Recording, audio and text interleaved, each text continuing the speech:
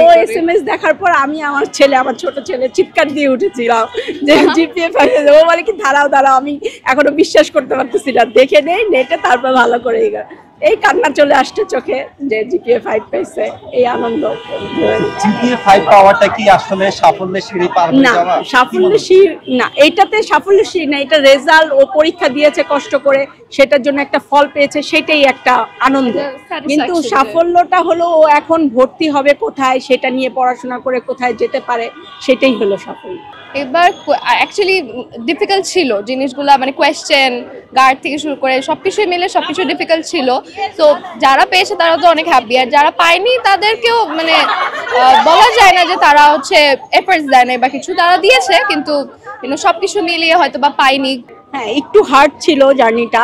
আসলে ফ্যামিলিতে একটাই সন্তান না যে একটার পিছনে আমরা দিব খরচ করব। বান্ডেল থাকলে প্রতি সেনমানিতে টাকা বাঁচবে। বিকাশ সেনমানি বান্ডেল কিনে জিতুন প্রতি লেনদেনে।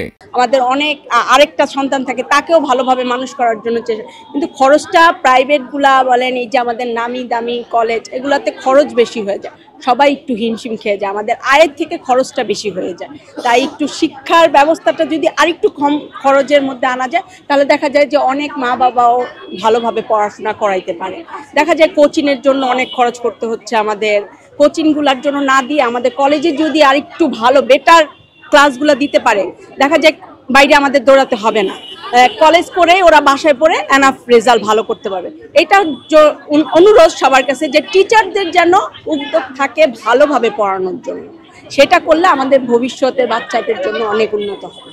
কলেজ শিক্ষকরা অনেক কোঅপারেটিভ ছিল, তারা ক্লাসে হচ্ছে গিয়ে অলওয়েজ ভালো মতো তাদের ফুল টাইম যতক্ষণই ছিল তারা তাদের বেস্ট দিয়েছে, পড়ানোর বোঝানোর চেষ্টা করেছে সবাইকে ভালোই।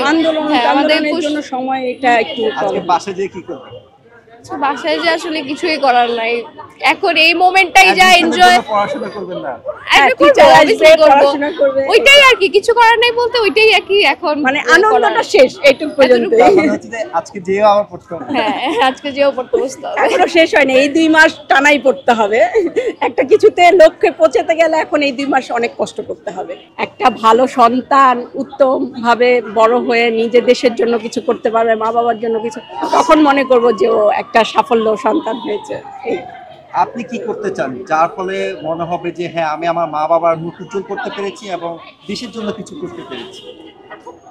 কিছু যাই করি লাইফে, এখন তো বলতে পারছি না ঠিক হয়, তারপরে যাই করি যে ইন্টেনশনটা থাকবে পিছনে যে আর কি বাবা আর সবাই প্রাউড হোক, এমন কিছুই করি।